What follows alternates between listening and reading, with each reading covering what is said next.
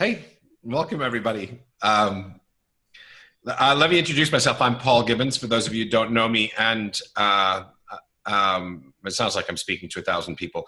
But anyway, I writing a book on something called Truth Wars, and one of the chapters of that book concerns fake news.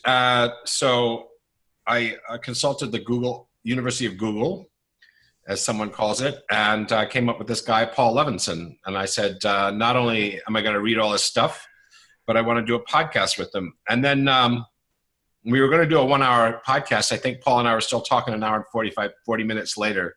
I had to apply scissors to the thing to make it any kind of manageable length.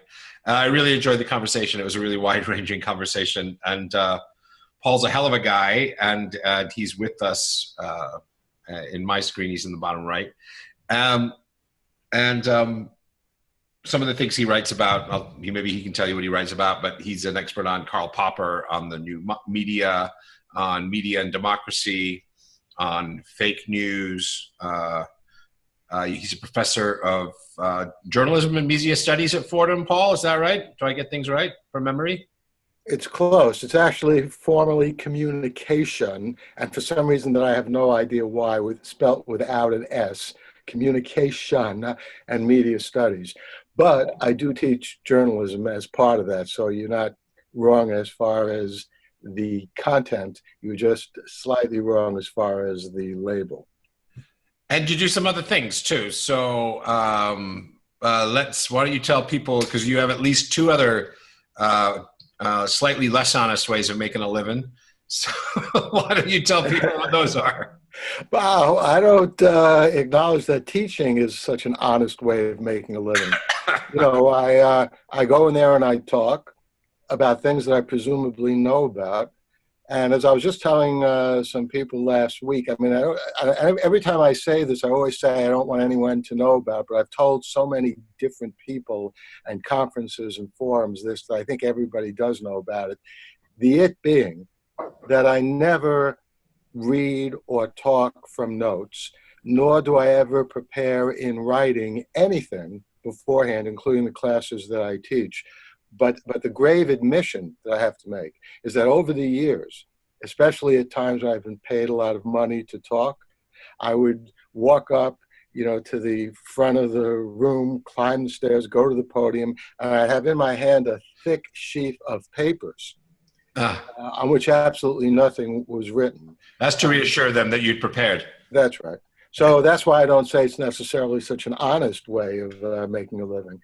But in any case, I do more about your music scars, your right. Performing music in dingy basements and all that. Yeah, well, that's exactly right. A lot of my music was performed in dingy basements. That music was actually the first thing that I ever did creatively, which was produced, and in some cases not in dingy basements, in real studios in New York. I mean, one of the best sessions we ever had with one of my groups, The New Outlook, is we finished recording, and when we walked out of the studio, in came, walking right past us, and we even had a brief conversation, Peter, Paul, and Mary. So we had some, good non-dingy basement things as well.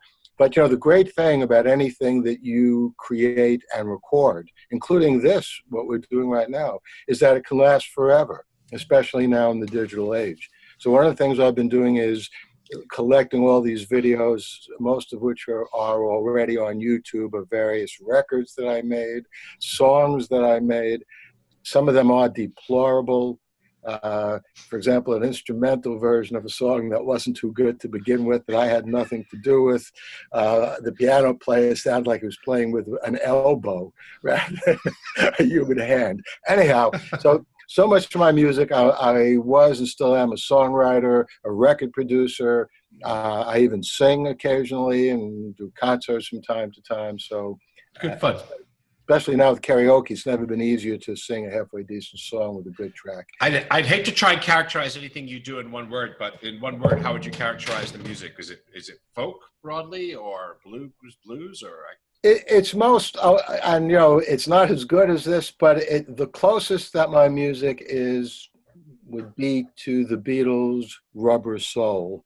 album, and to some extent Revolvers. So that gives you an idea. Some acoustic flavor, so a little bit Simon and Garfunkel, a little Yeah. Dylan even at his best, and then into Revolver, a little psychedelic stuff here and there, with a little Beach Boy harmony kind of things.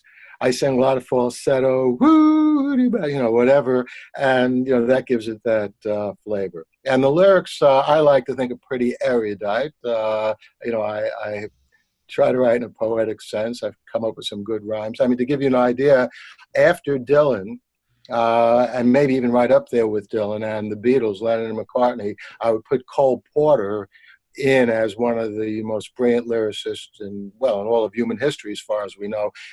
Not so much because of his subject matter, because that was mainly I love you, you love me, but in terms of his rhyme schemes and how he put words together. So that's my music. Then I write science fiction, as you know. And as I may or may not have told you on the last podcast, people who read my science fiction sometimes, not as a compliment, say, what is this? What is this, philosophy? This is like too serious. And interestingly enough, people who read my nonfiction have been known to say, what are you talking about? This is science fiction. This is lyrical, yeah. So I take both those really as compliments. My own mother, God bless her, when I gave her my first serious book, it was a group of essays on Karl Popper, the philosopher.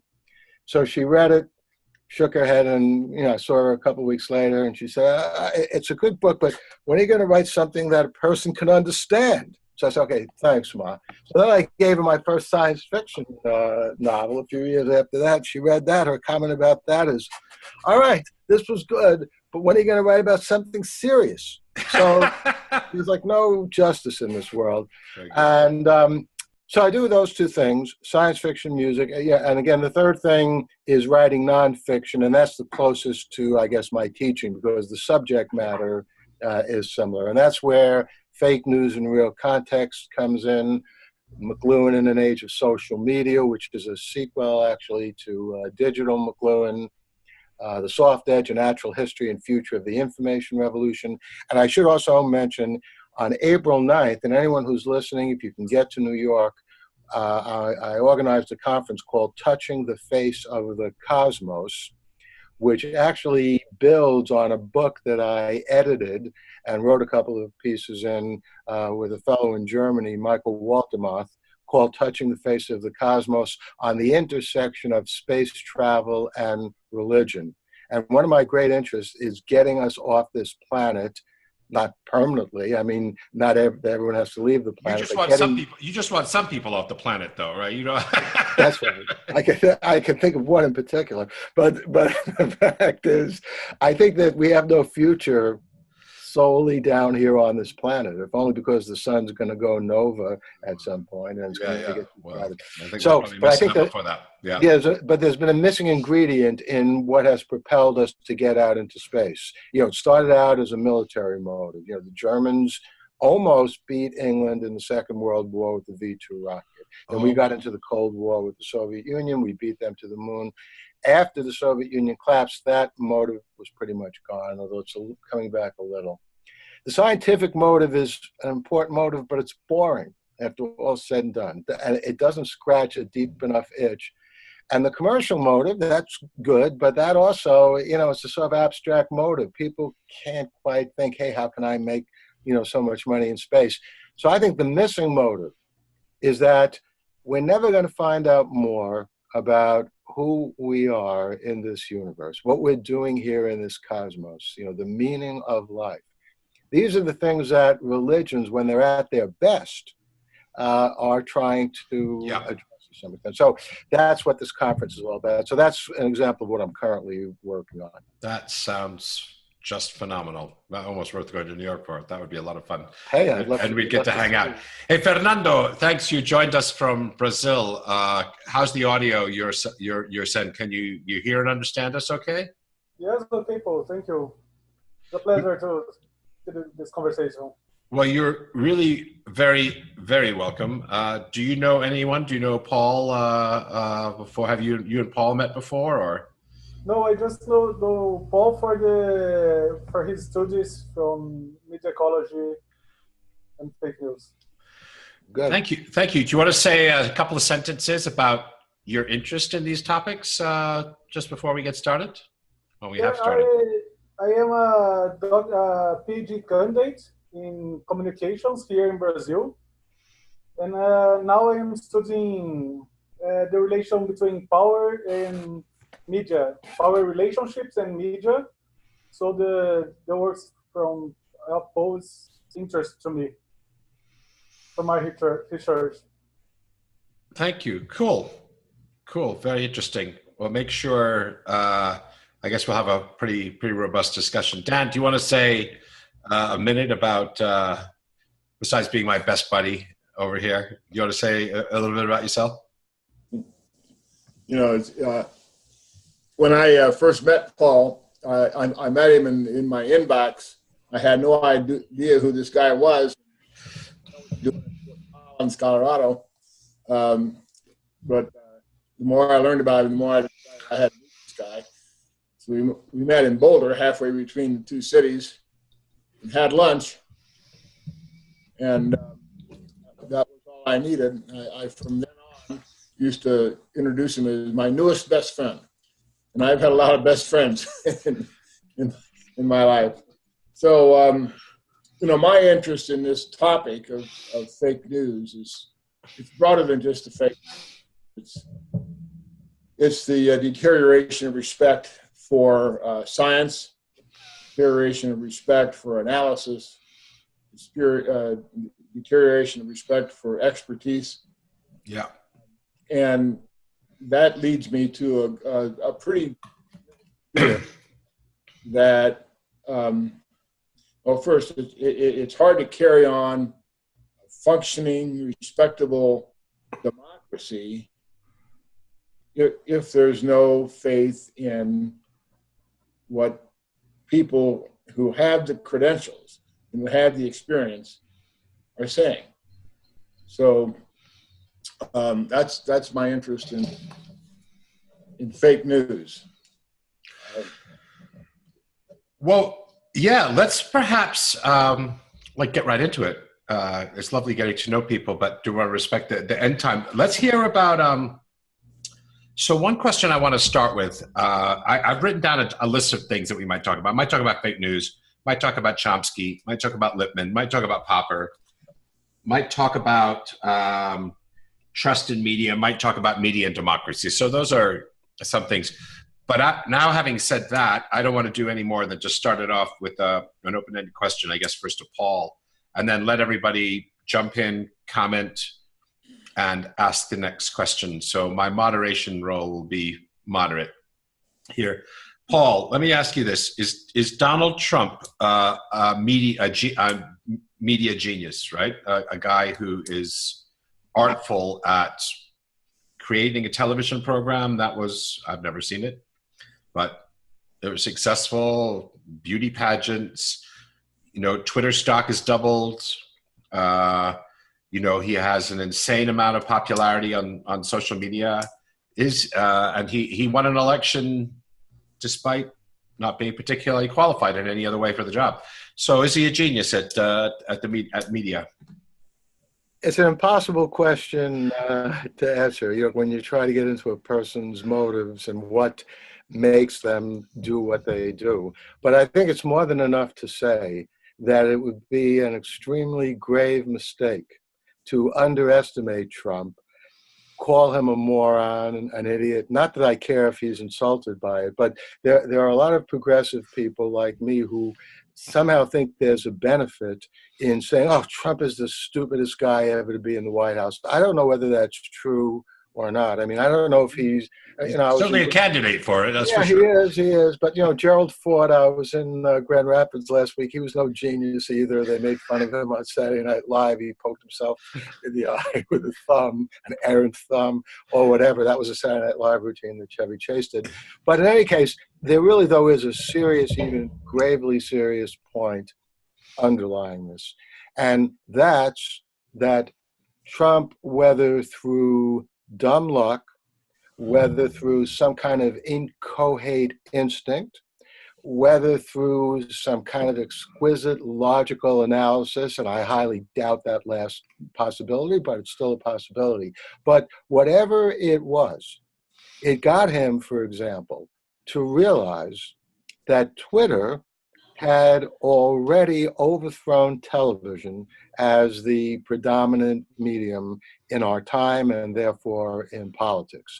And just as everyone from Adolf Hitler to Franklin Delano Roosevelt wouldn't have succeeded in their own countries in the first place, for bad in the case of Hitler, for good for the most part in the case of FDR, had they not been masters of radio.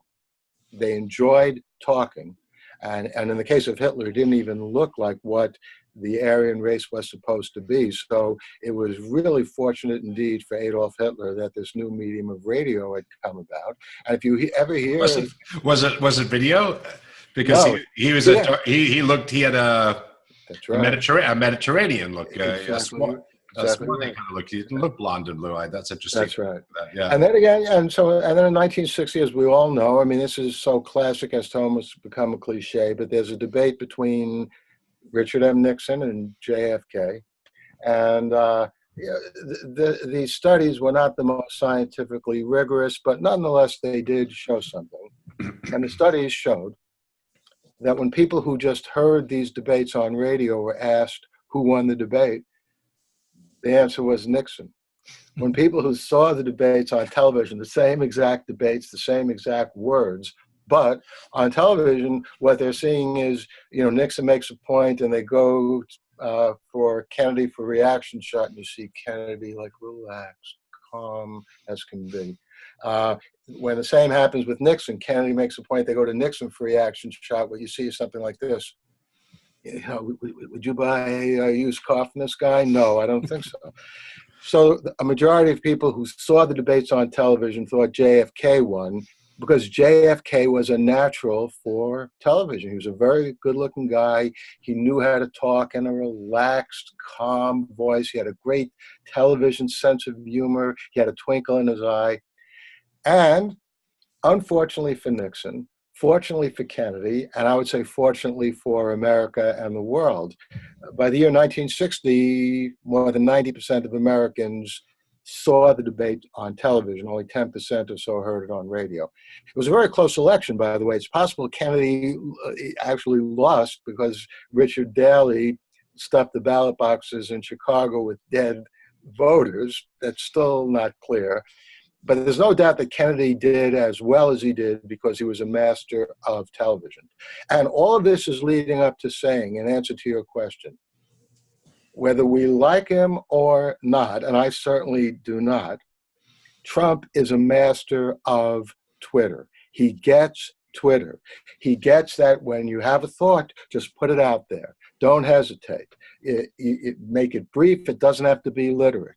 And just again, as FDR was a master of radio and JFK understood television, our current president, who didn't win the popular vote, but he won enough in the Electoral College, he knows Twitter. So probably that's just some kind of instinct that he had.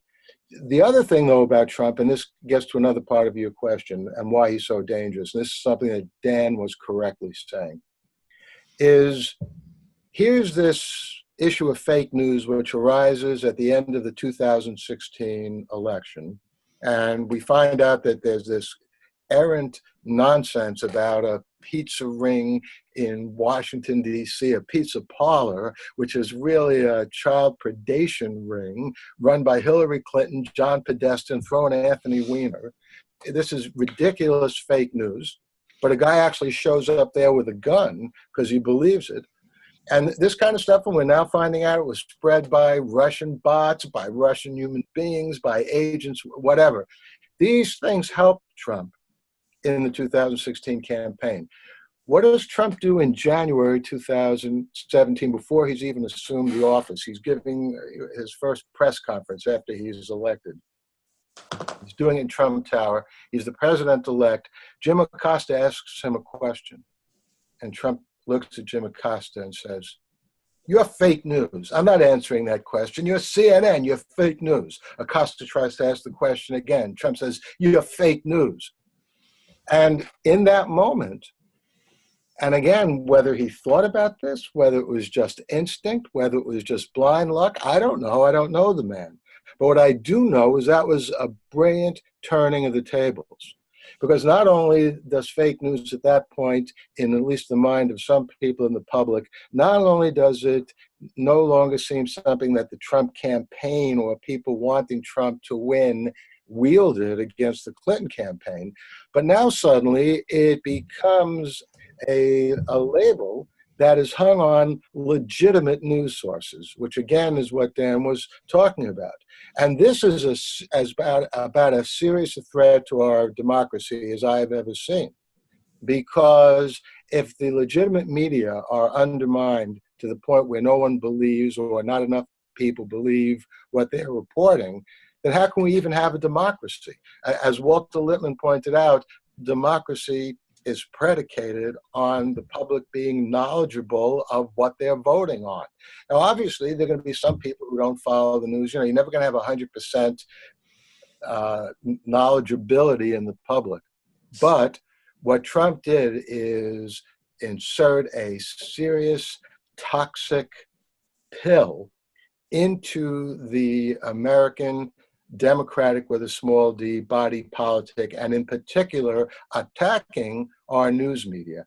And that has yet to be effectively addressed. And until it is, our very democracy is in jeopardy. That's interesting. Yes. There's so many different ways we could go with that. Why don't Dan or Fernando, why don't you either ask or contribute here rather than me? I'm passionate about this stuff, so I could go on forever. Well, let me talk about. Just got back to your seat. So, unlike Paul, I've hardly ever seen anything that I didn't prepare and made notes on. So,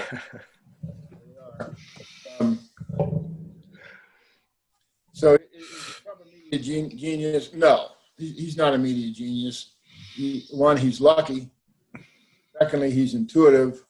Thirdly, he's a narcissist. So he is kind of psychologically dependent on attention. On attention. So yeah, so he's good at attracting that. Yeah, that's a good point. He pulls the media to him just because if he doesn't, there's nothing left of him. I mean, that's his identity. He's also an entertainer. He knows how to keep the audience interested and loyal. I don't think there's any strategy behind it beyond the narcissism and the entertainment capability. In my view, it seems to me that it's all intuitive. It hasn't been thought through. He's not stupid.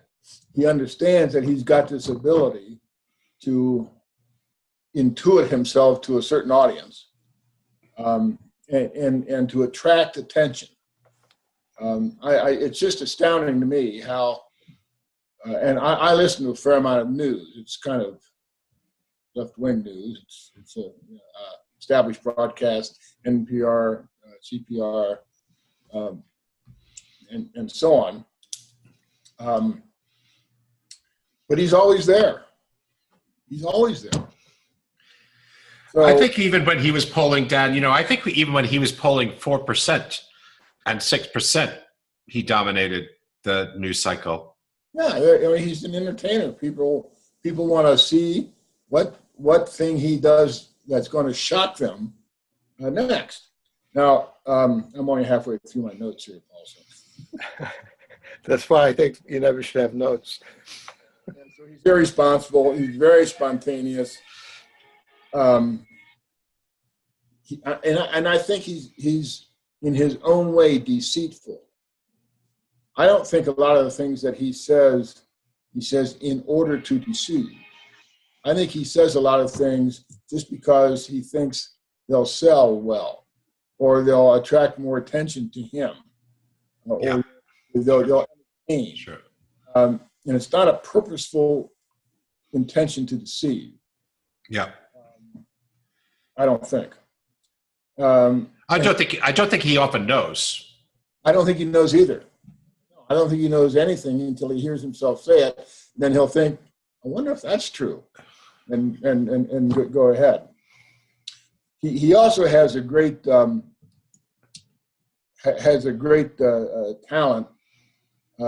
to be loyal to his base and have them be loyal to him. Fortunately, That is talent. I mean, that is a talent. I mean, that is a singular talent, really. Small base, in my view, fortunately, which should be able to be overcome at the right time. But the thing that really bothers me about him most is that he has no respect for what I think people like the four of us would consider to be established truths. He doesn't respect the institutions of democracy. I mean, he doesn't respect things like checks and balances, for example. He finds the judiciary an inconvenience. Even today, a lawyer, a judge today is going to allow a lawsuit to proceed against him. And there's a certain amount of outrage in the Trump camp because how dare a judge, they think that, how dare a judge interfere in what they see as. So yeah. There's much to be said. I don't know whether he's the master of post-truth politics. So maybe it goes back to great, people who are charismatic like Hitler, is speaking so that you inflame a narrow base rather than trying to engage a wide base. Oh, I don't think that's anywhere near what he's. I'll bet that thought has never, ever entered. Well, he speaks to inflame, so I think we'll agree on that. He speaks in language that sails as close to hate speech, sometimes as you want. He speaks, whether consciously or not consciously, in a way that engages people's emotions. I think that you could say he's superb at it, actually, in a way. Well, I would just jump in. All politicians do that. Mm-hmm. And there's nothing unique about Trump trying to engage people's emotions, or even, the word inflame is a loaded word. All right, then. But Barack Obama was brilliant about in basically focusing people's emotions on various issues. Sure. And not that he succeeded all the time. So he, for example, did not succeed in getting, and this was, he's on record as saying this is the biggest disappointment in his time as president, that he couldn't get some gun control legislation through. The RNA whipped Congress, but he tried, and he went down to Charleston, and when he got up there on that stage and joined in singing Amazing Grace, I mean, that was as powerful an appeal to emotion as I've ever seen. So it's not appealing to emotion that makes Trump unique. What is unique about Trump is, again, on this point, Dan, I strongly disagree. I strongly agree.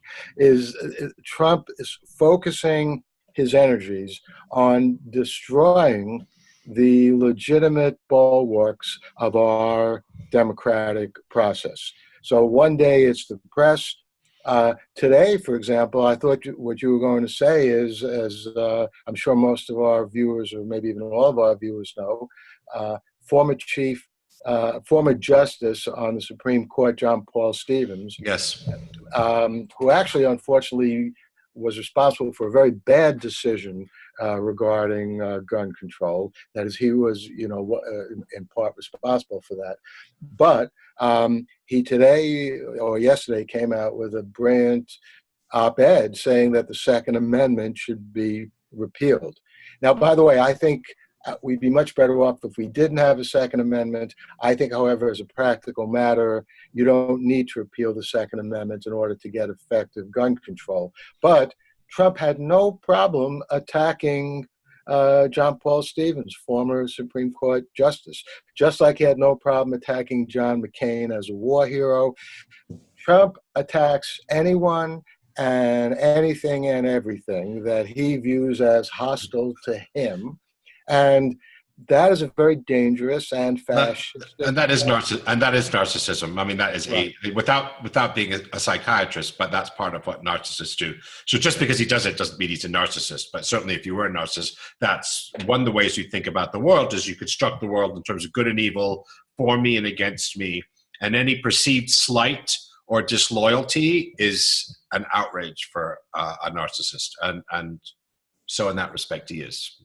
Yeah, I mean, and I'll just say at this point, all of us have elements of this. Let's face it, there's not a human being in the world who wants to be attacked or criticized. 100%.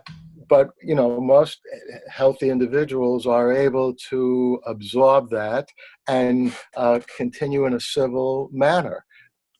Trump doesn't have that at all. He has whether it's a veneer or it's in-depth civility, Trump doesn't have any of that.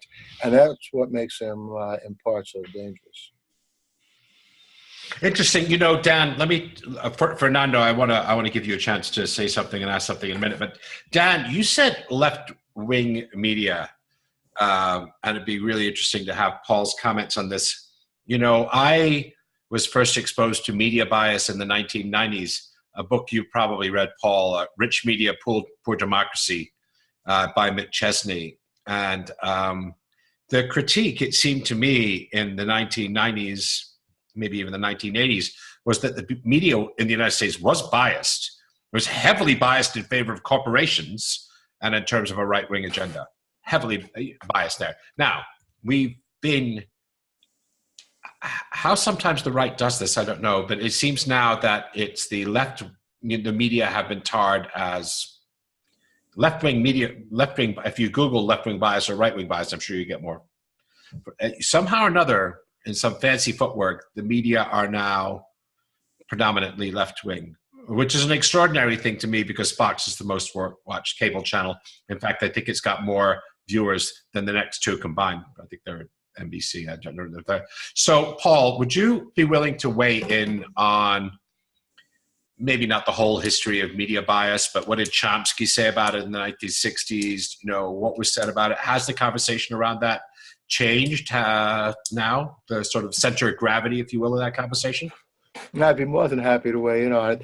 First of all, I disagree completely with McChesney's book, just as I disagreed completely with Chomsky's attacks on the media. And by the way, let me point out here that I very much admired Chomsky's and still do his work in generative grammar. And, having a grandson now who's 2 years old, I've seen countless examples of what the human brain genetically configured brings to language. And sure, we pick up words and we learn, but these structures are there. They emerge just as our lungs emerge. And in effect, no one has to really teach us how to breathe. Sure.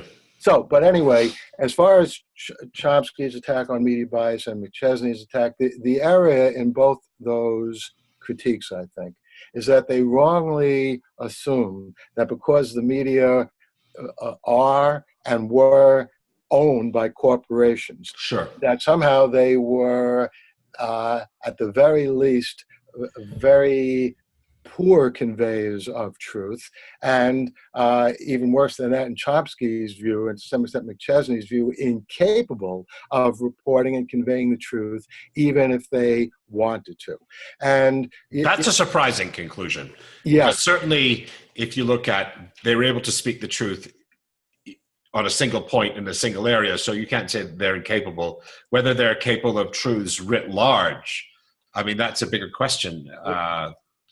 Harder to parse, but it seems to me that argument would fall apart. Yeah, that's the argument. Well, look here. Let me just make here. Basically, is unfortunately the reality, and maybe some genius in some part of the world, or even in the United States or New York City, for all I know, maybe has a better solution or a different alternative. But throughout human history, including recent history, there basically have been two ways that news can be presented.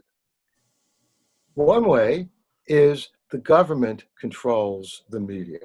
And this is, what happened in Nazi Germany. It's what the case was in the Soviet Union. It's still, to some extent, the case in today's Russia. It's even the case, to some extent, in England, of all places. No. Oh, yes, during the Falkland War. Yeah. Margaret Thatcher told the BBC they were not allowed to broadcast reports, coverage of what was going on in that war, because she thought it was making Britain look bad. And the BBC pretty much had no choice but to follow that. Oh, so that's interesting. I'd like to pursue that because they're supposed to be independent. But anyway, carry on. Yeah.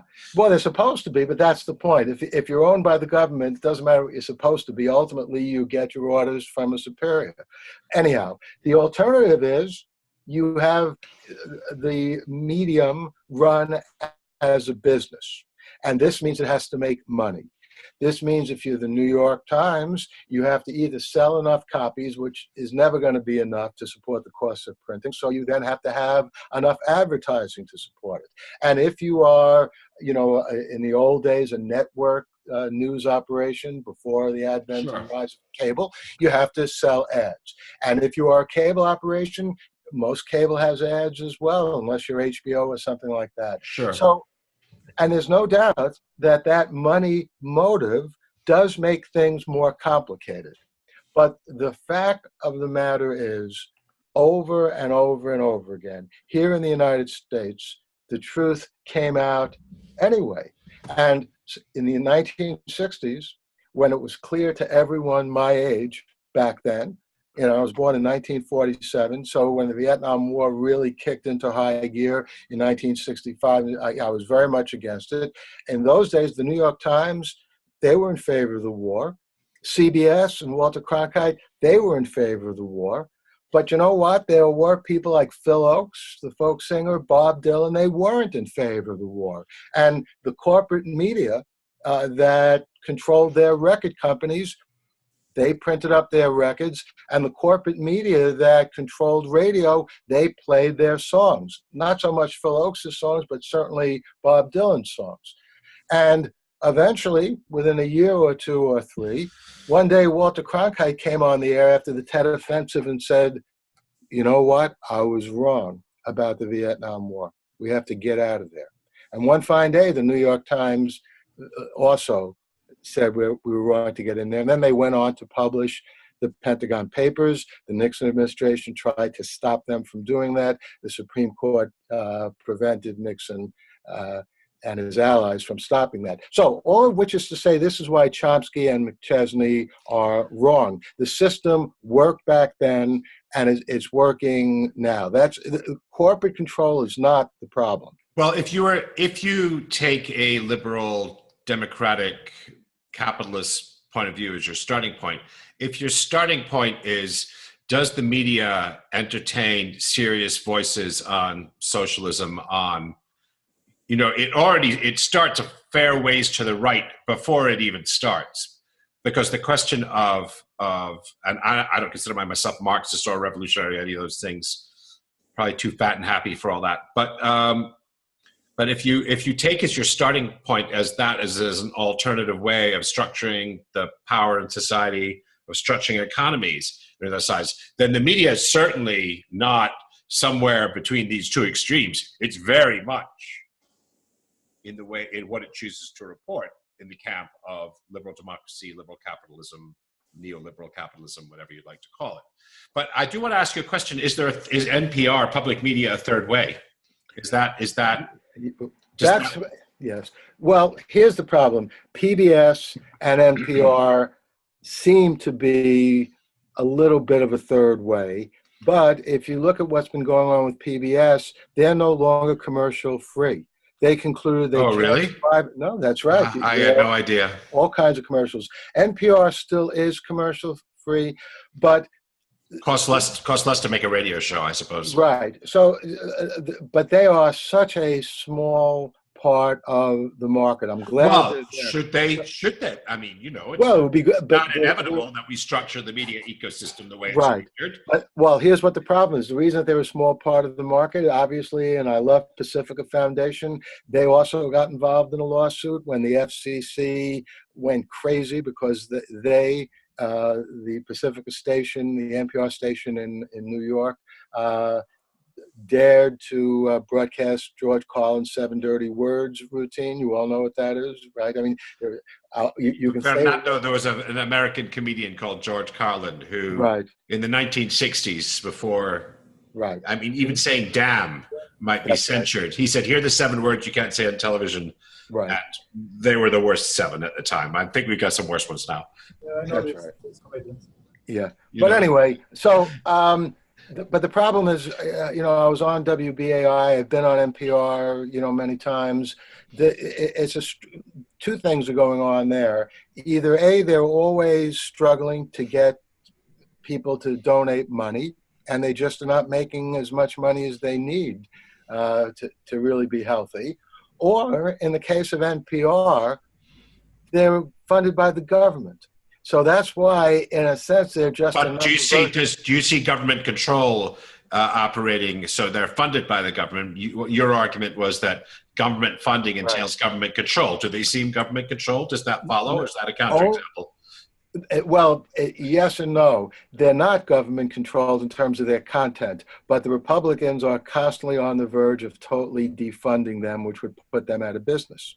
And that's why the corporate model, well, look, let's hope in the 2018 election, the Democrats retake control of Congress. But, the Republicans have been in control for a good couple of years. They've done an enormous amount of damage. They've slashed funding for the arts. They slashed funding for PBS, by the way, which is why PBS has to now go for commercials. And as far as NPR is concerned, they're hanging on, on a shoestring, and, it could be cut at any point. So really what I'm saying is, whether we like it or not, and in fact, there hasn't been that much damage that's done with it, the corporate model of media, for newspapers, for broadcasting, for everything, seems to work pretty well. And just to be clear, I'm no friend of corporations. I've had some of my science fiction novels published by big, huge corporations. You know what? I'm not going to mention their names. I don't want to get involved in a lawsuit, but I don't care if they're listening. I can't stand any of them. They produce royalty statements that are 15 pages long that you have to be a certified accountant to understand, and even then you probably won't get it right. They get it wrong half the time anyway. Yeah. And Amazon has done a lot of good by opening up the Kindle process in which anyone can publish a book without having to go through a corporation. So I mention this because, although of course Amazon is a corporation, but they're a different kind of corporation. I'm no friend of corporations, but given the choice of a government-controlled operation or one like NPR, which is dependent on government funding, or corporate funding, I go with the corporation all the time. Yeah. Well, let's, Fernando, how do things look from Brazil? The 3 of us have had a pretty robust discussion. And then, Dan, maybe you want to weigh in or ask or something like that. How do things look to you? Here in Brazil, think about Trump phenomena. Here in Brazil now, we have something like similar to 2006 election, because we have an election this year in Brazil. And the problem with fake news is getting bigger, and also with a candidate for president from far right that use this discourse from violence and hate speech and talk about fake news from traditional newspapers, calling fake news and things like something like this, very similar to what happened now in the USA and 2006 elections. So yeah, I think this, to me, is very interesting because it's the same effect that we have 2 years ago in the USA, and now we have here in Brazil. So I think that the time passed and we couldn't find any solution, and the things only get worse from that point from now. So I don't know. You and Paul are talking about alternative media like PBS, and I was thinking here about far left media here in Brazil, and how they are able to make this change the mind of people and big corporations, media. I'm not sure. I also don't have answer about. I think that we must support and get read the news in this alternative media, but in big range, I don't think that. I'm not sure if they are able to change and make some difference. So this is big concern with me now, especially in Brazil, because this election is very afraid of what will happen in Brazil next. Yeah, it's a very important year for your country. Really important year for your country. You have, I think The Economist magazine, which is right of center. You have the Southern Trump. I don't know what they call him, but you have a very Trump-like candidate, don't you? I can't recall his name. Bolsonaro, Jair Bolsonaro.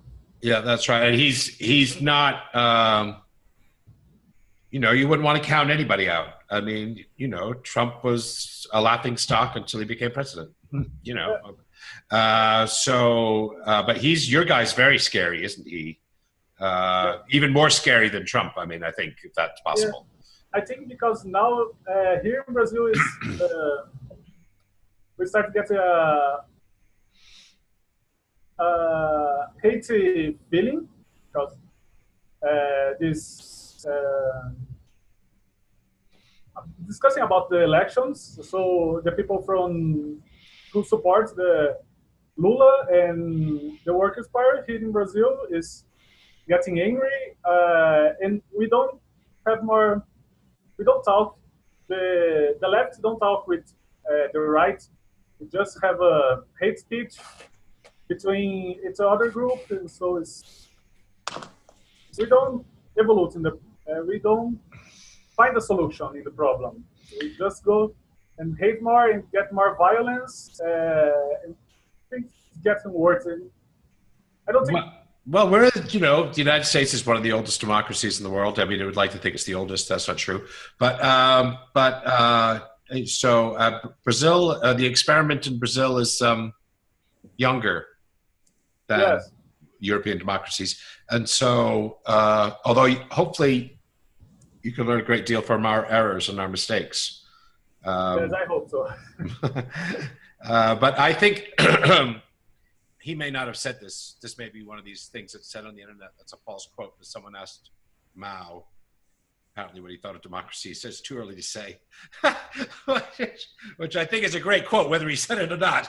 I think it's a great quote. And I think it's one of the things I think is we're still learning how to live without authority figures, without kings and queens. There's no question about that. So it may seem we ought to have gotten it right after, call it 250 years, give or take.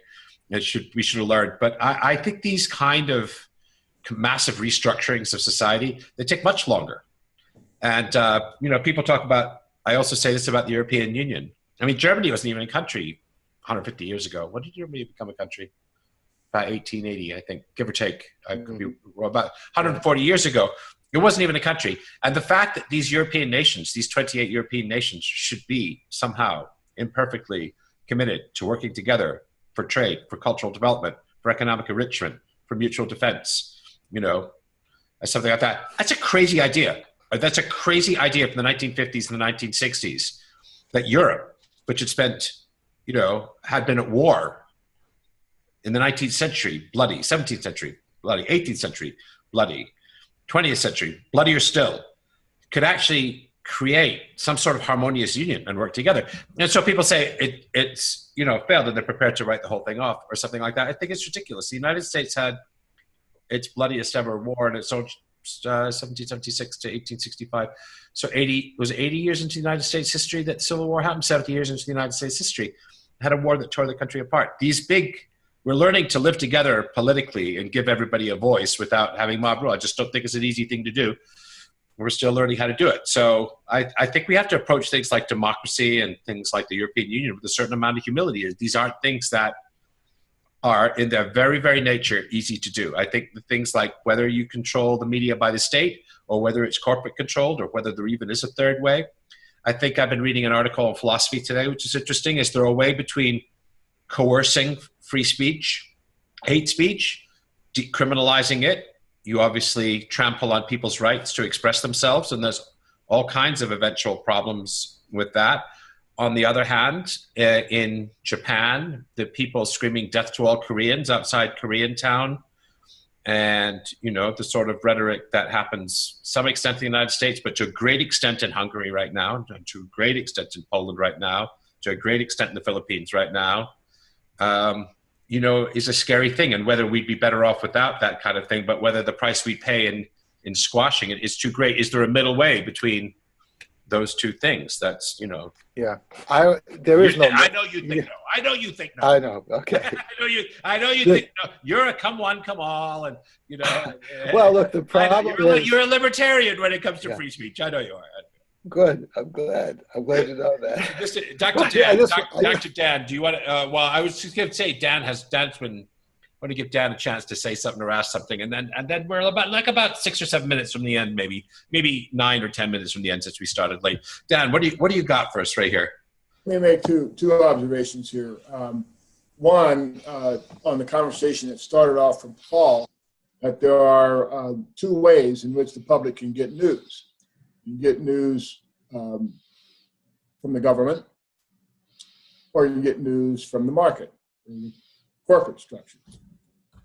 And then, I forget who brought it up, maybe Paul, brought in a third way with publicly supported news, PBS, NPR, and so on. I think it's the fourth way. We're using it. But I made that note before you brought up the public radio stuff. And that is... What we're doing right now is in a way. Well, no, that makes 5, but there's another way. Okay. And that is that was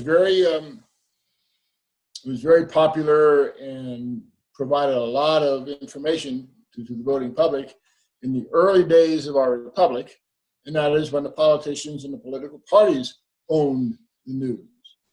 Interesting. Yes, of course. Really, really interesting to read about election process and political process in the first 5 or 6 or 8 political elections, presidential elections.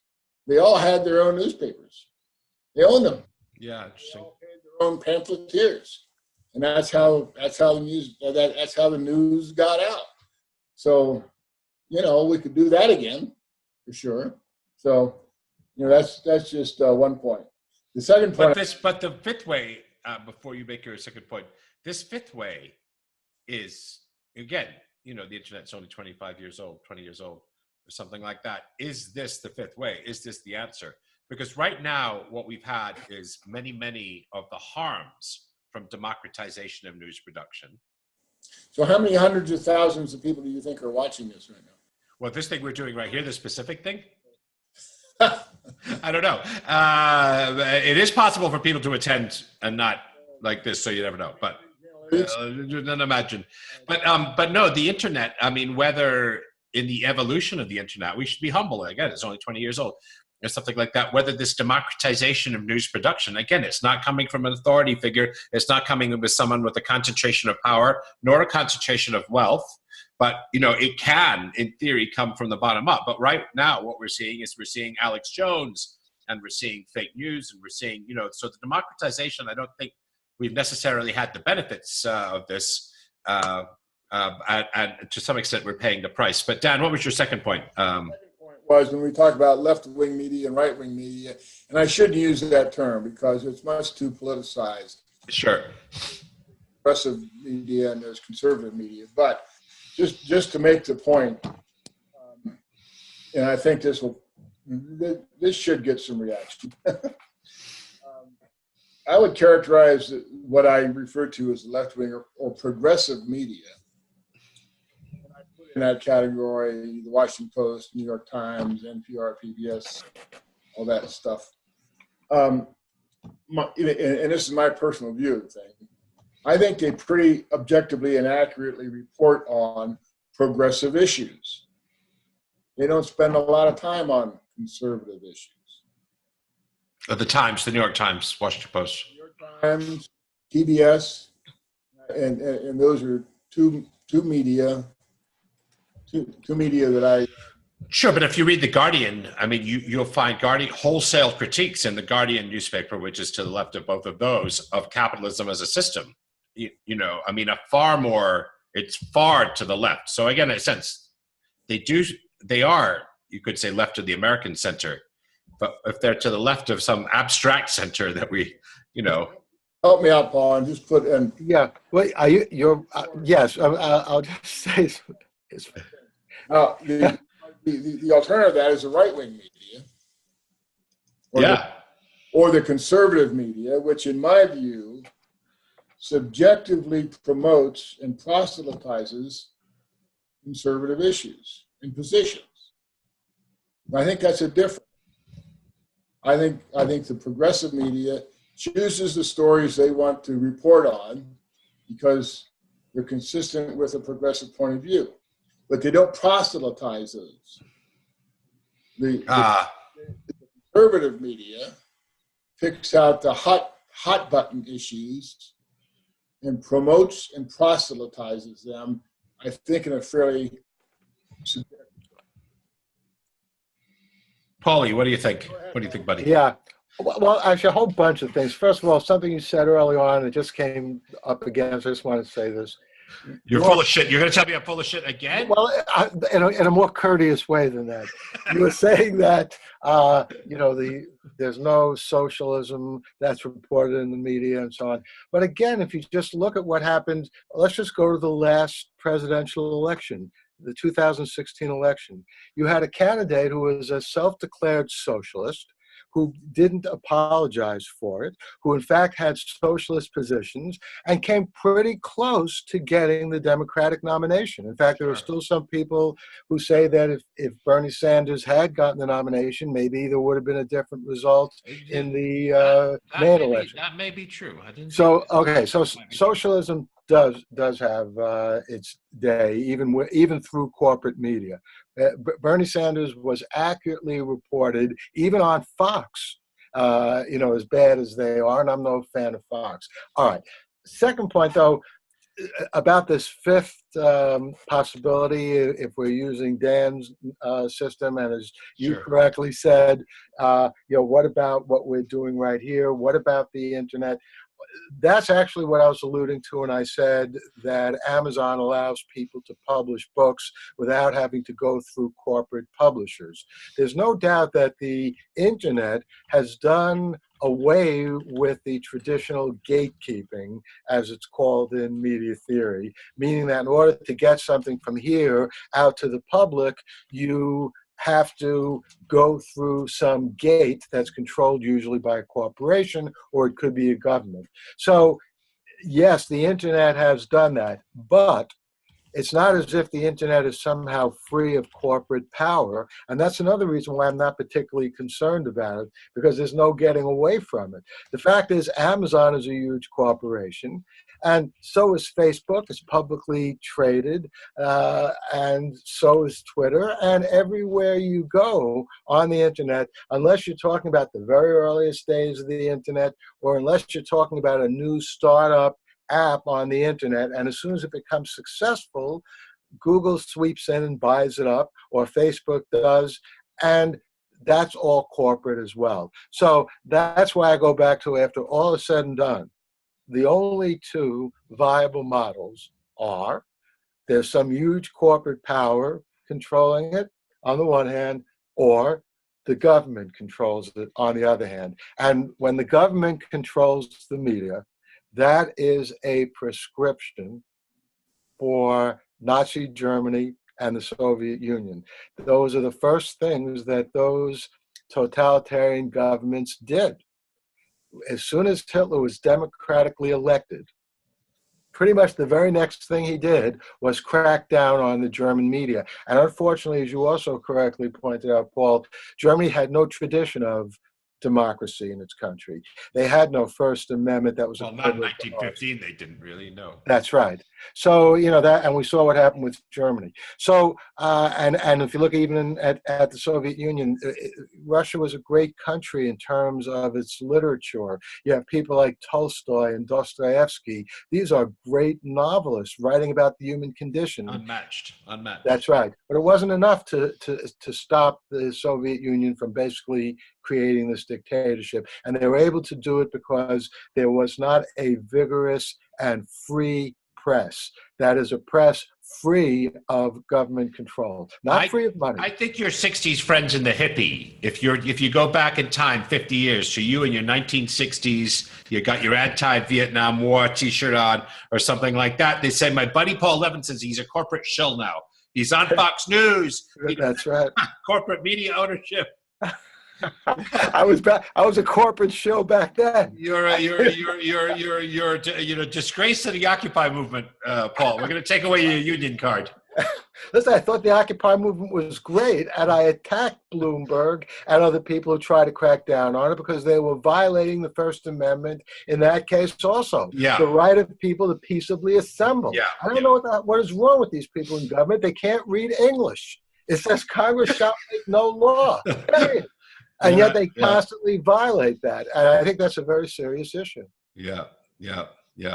Well, look, hey, thanks everybody for being here. I've tried to put contact details in the chat. I hope everybody can see that. But these are the people that we've been dealing with here.